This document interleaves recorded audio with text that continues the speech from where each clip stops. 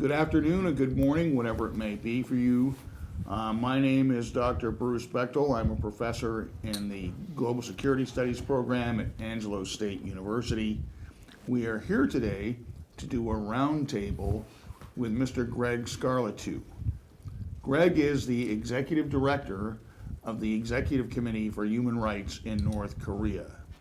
He has a background in Korea and really in South Europe as well. He has a bachelor's and a master's from one of the best universities in East Asia, and he's a Fletcher guy. He's got his master's degree from the Fletcher School. Greg spent years working on projects for the UN, largely in Africa. He also has spent a lot of years working on projects related to human rights in North Korea. But today, Greg is going to talk to us in a roundtable session that we're going to have about what he saw on the ground as he was in the border region between Romania and the Ukraine. Greg is a native of Romania, was born and raised there during the Cold War under a communist regime, now a naturalized citizen. And so he's able to give us background, context, and knowledge that we're only going to find rarely in other places. So with that said, I'd like to kick this off with a roundtable discussion. And if you will, Greg, please start off with a short 2 or 3 minute introduction on what you'd like to talk about, and then we'll start asking you questions. Thank you very much for that kind introduction, Dr. Bechtol. Bruce, since I was there very recently, I would like to talk about the current crisis in Eastern Europe. Crisis triggered by the Russian invasion of Ukraine. It has had a tremendous humanitarian impact on the civilian population, of course, first and foremost in Ukraine, but the ripple effects of this refugee crisis will be felt throughout the region. That process has already begun. It will be felt in Eastern Europe and further. This is the right time to start preparing for that humanitarian crisis. This morning we're watching the news. The western city of Lvov, formerly known as Lemberg, has been bombarded. Now, if something big happens in western Ukraine, we will witness a second massive influx, second massive wave of refugees. Things are under control right now, but those governments in the region and civil society organizations, all the way down to the grassroots, individual volunteers, have to be prepared for that. They're not prepared for a massive influx of millions crossing the border over a very short period of time. Thank you, Greg. At this point, I'd like to also introduce our other two panelists. We have my department chair, Dr. Joe Rallo, who most people at Angelo State know very well. He's formerly the president, retired and came back to help us out, and I think mostly because he was bored, right? Dr. Rallo's background is well known to most of us, so I won't go into it deeply, but suffice to say, he's the former president of the university, former superintendent of the universities in the state of Louisiana, a retired Air Force colonel, and a published scholar.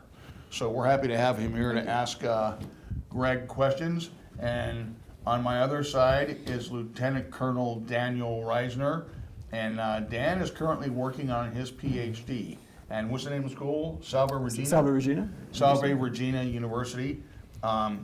He wants to be a professor eventually. Why, God only knows. I tried to talk him out of it. But he's done a lot of great work throughout his career in the Air Force. He's getting ready to close that out and join the academic community. So, gentlemen, welcome.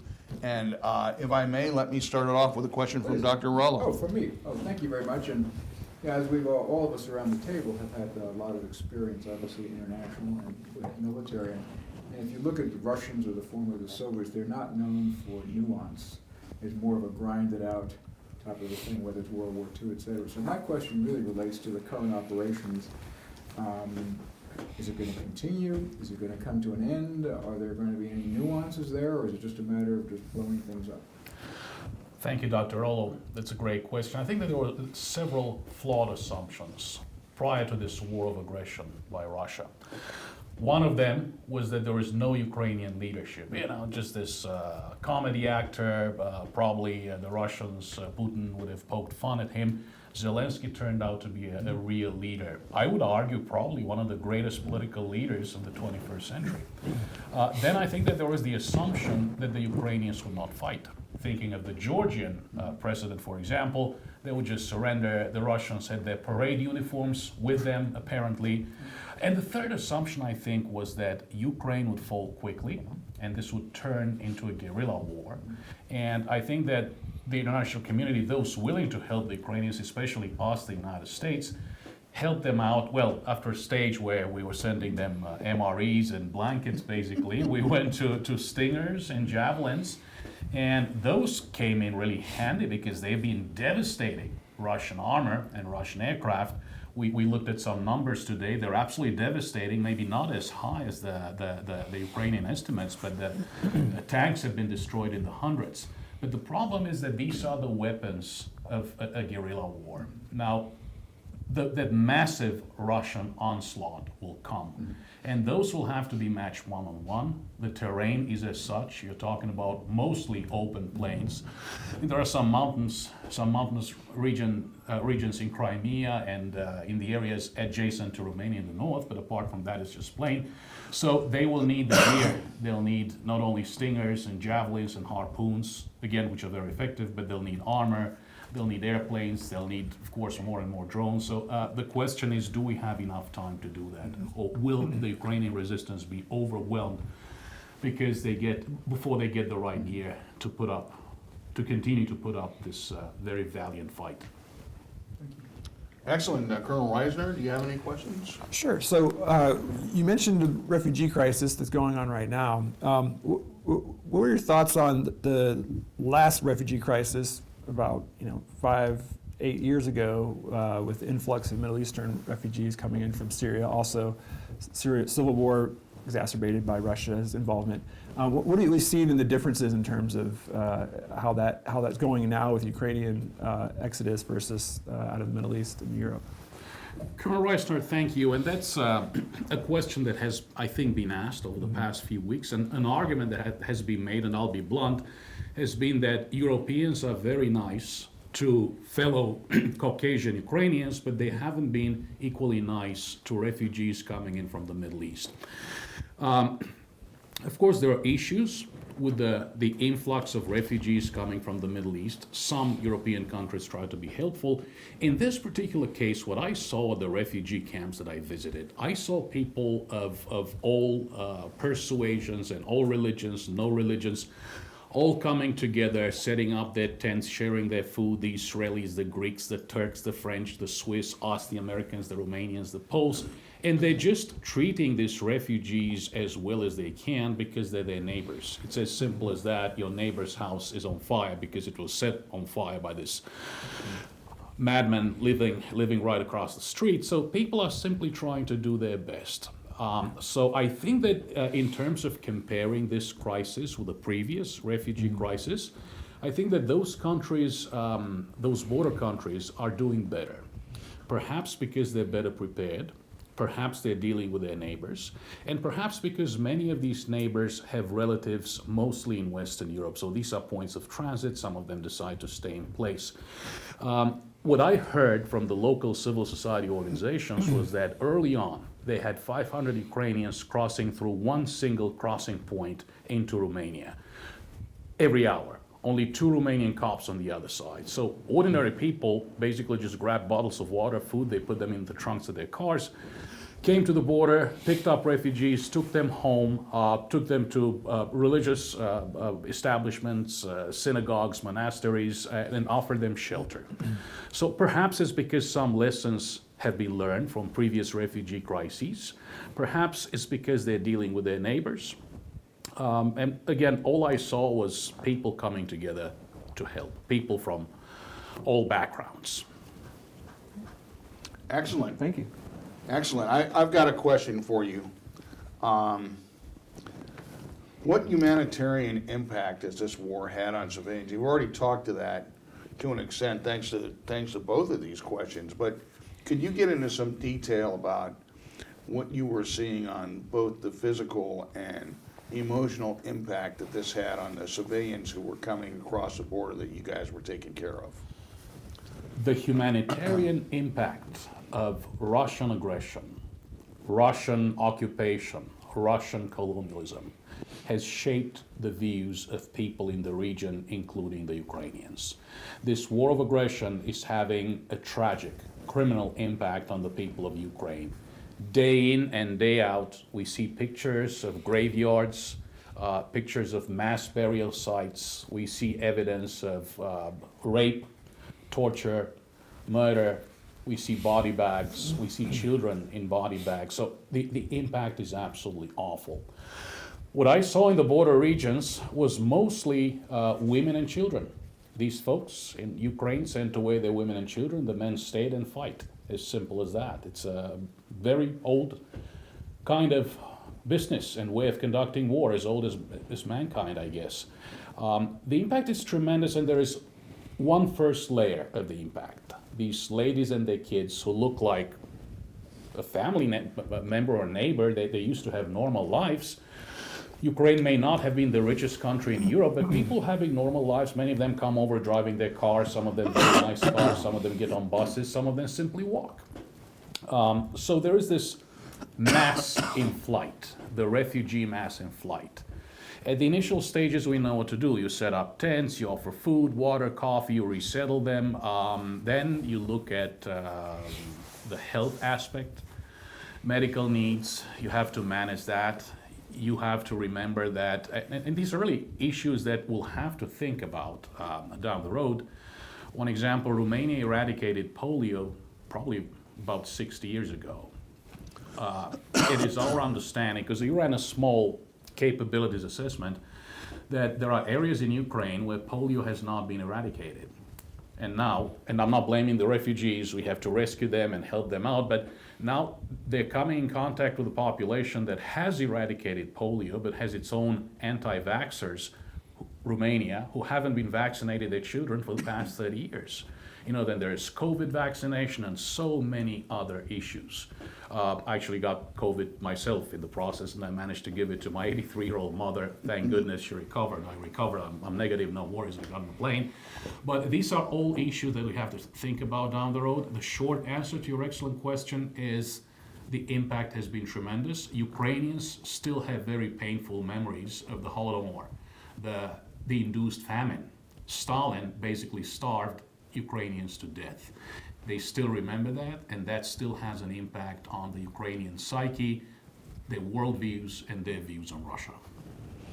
You know, it's just fascinating to me, gentlemen, that, you know, these things that we as Americans never think about. I remember as a kid, of course, I'm about 10 years younger than Dr. Rallo, but I remember as a kid in the early 60s taking the polio vaccination. And my mom was so excited that remember that? My mom was so excited that they had this vaccination for us. And it's something that we haven't even thought about for our kids.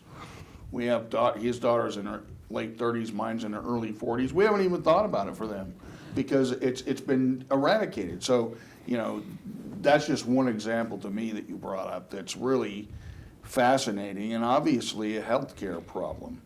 So, follow-up thoughts, Dr. Rallo? Right. Well, I think one of the things that you spoke about very eloquently was the economic sanctions, whether it's through NATO or the European Union, to change behavior. That's what's really coming down to. So my question really is, as long as the Chinese are willing to buy Russian oil, and as long as at whatever cost, and as long as the Russians can get things from China, how effective are those sanctions going to be to change behavior over the years? And if I may add, Dr. Rallo, for as long as European Union countries continue to spend $1 billion euros a day on Russian oil and gas, that continues to be a problem. So not very effective. You're absolutely right. And China will not do things in the open. They'll try to give the Russians what they need under the table because I believe they still want to profit from contacts and trade with countries in the free world. We don't know how long this is going to last, but for as long as they have that escape valve, China buying the cheap energy, and the European, and I believe that the war, it is estimated that the war costs just about that, about 1 billion euros a day. So 1 billion euros that, of course, come from selling energy to European Union countries, which is quite unbelievable. And I would also like to point out that this is the first country ever where people are dying fighting while hugging the European Union flag, and yet that they do not have the support they fully deserve. Of course, they have much more support from the United States than they have from EU states. Not enough, we need to help more, and we need to find ways to continue to take a bite out of the Russian economy. I think that going after the oligarchs is definitely the right thing to do. These are not American entrepreneurs, these are not Rockefellers who built their empires based on entrepreneurship and hard work. They were the chosen ones. They're the ones who administer the wealth of the supreme leader, so to say, and his core of key supporters of the regime. So we need to do much better in terms of crafting a sanctions regime that sends, and I'll say this again, I said it this morning, a sanctions regime that sends Russia to the Stone Age, and by that I do not mean Neolithic, I mean Paleolithic. You know, that's excellent thoughts from both you gentlemen. You often hear my fellow political scientists, and Dr. Rallo and I, and soon be Dr. Wisner, are all political scientists. You often hear political scientists erroneously claim that sanctions don't work. I would counter that with the reason sanctions don't work is often that we give up on them before we should, or that they're simply not enforced the way they should be, and then people blame the sanctions themselves. The sanctions are only as good as the paper they're printed on unless they are actually enforced, and that usually means the international community. And I think you offered up a really special example of that with the Russians. Since we know that our soon-to-be Dr. Wisner is a big IPE guy, any thoughts on the sanctions or questions for Mr. Scarlatoiu? Well, my question was going to be more towards the European Union in the future. Do we see, there's been efforts in the European Union to increase their security structure and interoperability, but NATO's always overshadowed much of their efforts. Do you see, because of all this, the European Union coming more into their own in terms of building a stronger security force or apparatus? In my view, NATO will have to continue to be the cornerstone of transatlantic and Euro-Atlantic security. It will take time, effort, determination to become self-reliant when it comes to European self-defense, and we simply do not have the time or leisure to do that. What we need right now, and this is a truly key point that you have made, the European Union needs to take a very hard look at its security. The European Union used to depend until very recently on imports of Russian small arms ammunition. There's, as far as I know, only one gunpowder factory. There are gunpowder factories left only in Serbia, which is, of course, traditionally a close ally of the Russian Federation. When it comes to something as basic as caps for small arms ammunition, just Bosnia. So these are really basic vulnerabilities on a very fundamental level. We keep hearing about agricultural production suffering potentially catastrophic damage. Well, there are other countries in the region. Romania is one of them. It used to be known as the breadbasket of Europe. This is a country that, with support, has the capacity to make up for the loss in agricultural produce in both Ukraine and Russia. And then, of course, there's the issue of energy. Again, I'll bring up Romania and the Black Sea, the continental shelf. They have vast resources of energy, and simply because of the silliness of Romania's political class, they failed to capitalize on that just a few years ago, but they will need to take a very hard look at those energy resources because they're on NATO territory, they're on European Union territory, and they are clearly an alternative. Finally, we really need to reinforce that Eastern Front. We have wonderful friends, allies, and partners who are no longer fully appreciative of the US presence there. We know who they are. In the case of Eastern Europeans, they're begging us on a very personal level for an enhanced American presence. What they have is very little. They have an Aegis ashore system, a Navy system. They think, there's the cornerstone of the defense in the region. Well, it's a fairly small thing, important, but a fairly small thing. It does by no means guarantee the security of Romania. U.S. Air Force bases, 2 of them, MK, Câmpia Turzii. There is an increased U.S. military presence there, insufficient, and there is a lot of popular support, both popular and political, and this is truly multi-partisan or non-partisan support in these countries that are under this overwhelming Russian threat. Great question, great answer. If I may add in a small anecdotal story from my time when I was at the Defense Intelligence Agency, as you all probably know, in the J2 in the Pentagon, which is run by DIA, we brief all the NATO officers, all of the NATO defense attaches once a month. So all the NATO countries, they come down to the Pentagon and we have a briefing for them. It's secret, releasable to NATO and all that stuff. And I had the really interesting pleasure of giving them a North Korea brief, because North Korea had just, go figure, test launched a missile. On that date, we had our first visit from 3 brand new NATO countries, which were Hungary, Poland, and the Czech Republic. And after the briefings, they have cookies and coffee, which nobody drinks. They also have some really nice food and champagne and beer, which everybody drank.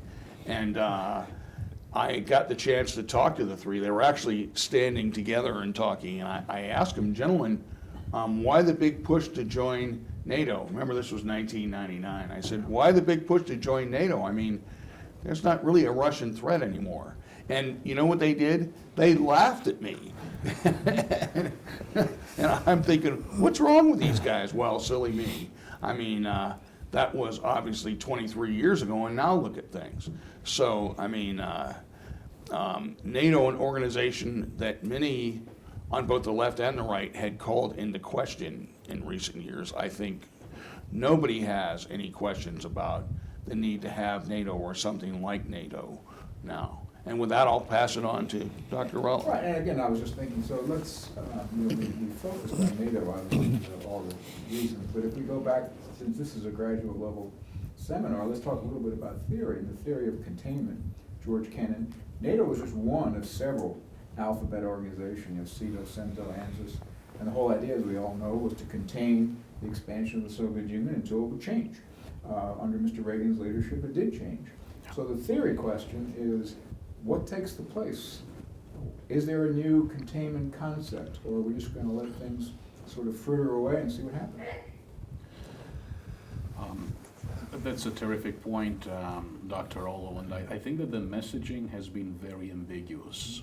We have failed to send the Russians and, let's say other foes of human rights and democracy and other revisionist powers. We have failed to send out that decisive message. And for that reason, obviously deterrence has failed. We continue to be very hesitant, and there are a lot of questions that have no answers. Indeed, Ukraine is not a NATO member, and NATO cannot act based on Article 5. On the other hand, there are crimes against humanity, practically genocide. I'm afraid that will be the conclusion, being committed against fellow human beings. It doesn't matter, of course, that they're European or Rwandans or Cambodians. These things continue to happen. Again, we're on the brink. I'm restating the obvious here. These revisionist powers have managed to ensure that we're on the brink of having to forge a new world order.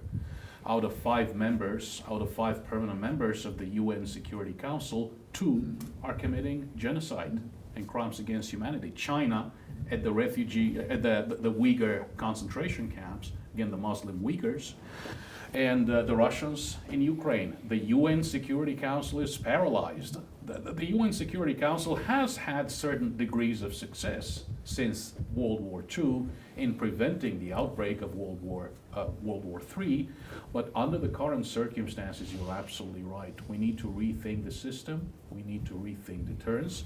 We need to be serious and consistent about our messaging, regardless of the political color of our leadership, and regardless of the political color of the leadership of fellow democracies, friends, allies, partners.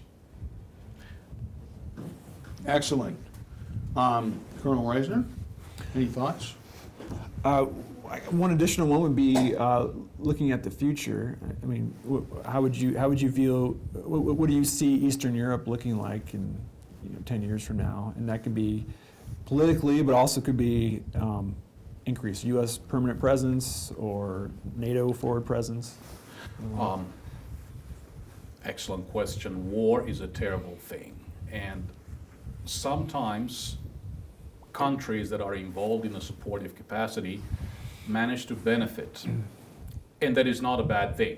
Basically, Japan managed to launch into accelerated economic development after it provided support for the UN action in Korea, on the Korean Peninsula. Similarly, South Korea was a great friend of ours in the Vietnam War, and based on the support that they provided, in addition to the actual military support, boots on the ground, this tremendously helped with South Korean economic development, which was slowing at the time under Pak Chung-hee. It had begun in 1961, but it was at the crossroads. Now these countries, Romania, Poland, Slovakia, Hungary, all of them have a tremendous opportunity to develop and become the first line of defense, become a true bastion of like-minded civilized states. Because this is what it comes down to, the civilized world against the barbarism that Putin has unleashed and the Chinese have unleashed against their own people and their own minorities. So they need support as allies. They need to clean up their politics. They need to do much better. They need serious leadership. They need to capitalize on their natural resources. They need to capitalize on their human resources. And these countries could be true symbols of what democracy and capitalism can bring. They've done really well since the end of the Cold War. These places were terrible, especially Romania. Now they're very decent places, but they can do much, much better. And I think they can use all of the support they can get, and it's in our best national interest to do that. It's very interesting, Greg. I mean, for us old guys in the room, we never saw an in-state like this. We thought things were going to be much more linear. We win the Cold War or we don't, and we won it. And that was 32 or 31 years ago now that became obvious and apparent to the whole world. Who would have thought that the end result of the Cold War would be another Cold War? I mean, that Cold War was a battle of systems. People look at it as our build-up against their build-up, but it was really a battle of economic systems too, of political systems. And we basically were able to spend the money and use the resources to keep our system active and threatening, and they were not. They just ran out of money, essentially. There's much more nuance to it, but you understand what I'm saying. Now it appears that we may once again be in a Cold War. So my question on that, and this is based on what Colonel Wisner and Dr. Rallo said, my question on that would be, I talked about some of the paradigms of the last Cold War, battle of systems. Now our most important peer competitors, Russia and China, are deeply embedded in our economy. Deeply embedded, especially China. I mean, it's hard for us to get American business to go along with many of the things we need to do because they're so deeply invested in China. So now could you describe some of the paradigms, if you will, of what you think the new Cold War is going to be because of what has so obviously begun to change things thanks to Ukraine, and tell me what the possible end state of that could be. Let me say, Dr. Bechtol, that what happened after the Cold War happened because, first and foremost, badly botched transitions in many of these countries. Some very shoddy characters took over the formerly socialist economies and the levers of political power. Your point about China is great. The assumption was that if China joins the WTO, they will play by the rules. How'd that go? Exactly, right? How did that go? So these are great challenges in the ideological vacuum left by the Cold War in the region. We witnessed a resurgence of nationalism. Now, of course, here we're all proud to be American. I came from Romania, I was naturalized. It's primarily civic nationalism. But in many of these troubled areas, it's a version of very aggressive ethnic nationalism. We see this in China, we see this in Russia. So I think that it will come down to this great divide between capitalist democratic countries that respect human rights and that are mostly grounded in the civic branch of nationalism versus, let's say, these barbaric regimes that treat their people like dirt, violate the rights of their own people, isolate them, the Kim Jong-un model, the North Korean model. That's where Russia is headed right now. Now, at international conferences, NGO conferences, I meet a lot of fellows from Eastern Europe. No disrespect to the North Koreans, the Russians are not North Koreans. It's not as easy to keep them under the boot for decades. So I think that the end game here is that we, the good guys, will win. It will take deterrence, it will take containment, it will take investment in our militaries, and it will take investment by our allies in their own militaries. It will take cleaning up our act and getting really serious about not doing business with human rights violators and people who treat their own people like dirt and their laborers like dirt. We need to turn toward our own home-based capabilities without pretending to be ultra-nationalists or anything like that, but it's simply out of pure economic necessity. I'm not saying don't trade with this or that, but I think that there is a huge issue with trading with Russia while they're burying women and children in their own backyards. So that will have to happen. And we will have to get serious about information again. What brought down the Iron Curtain? What brought down those states in Eastern Europe? It was American information. Radio Free Europe, Voice of America.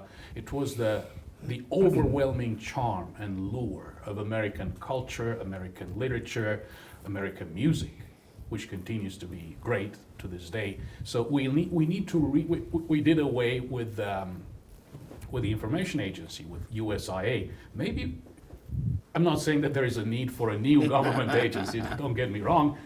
These efforts, if they're privately driven, can be quite effective, but we need to get very serious about our messaging, our information, and bringing out these people, including the people of Russia, out of the darkness imposed on them by their own leaders.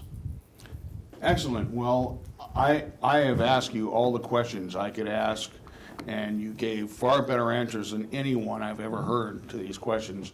So we'll ask our two distinguished guests to ask their final questions. Colonel Reisner? I'm fine, thank you. You good? In deference to the senior man here. No, I mean, first off, thank you. This is very rewarding. But again, for the students, I think one of the things that a takeaway, it's really not a question, more of an observation, is how connected everything is. I mean, in the old days, however defined, you had military over here, you had economics over here, and whatever. But now everything is just so commingled, and as Dr. Bechtol was pointing out, it's so difficult then to unravel those things. And from a student perspective, who may be in their master's programs and going to be around for the next 20 or 30, 40 years, the simplicity of the world has really given up to the complexity, and that doesn't make the issues any easier to resolve, but at the same time, it make them as important as necessary. Excellent. It's been a great pleasure. It's always great Thank you, to be Greg. back. Dr. Bechtol, Dr. Rallo, thank you very much.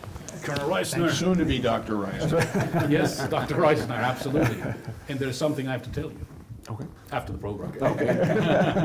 Well, folks, thank you for tuning into our broadcast. It's been our pleasure to welcome such an expert as Greg Scarlatoiu here to San Angelo and on the campus of Angelo State University.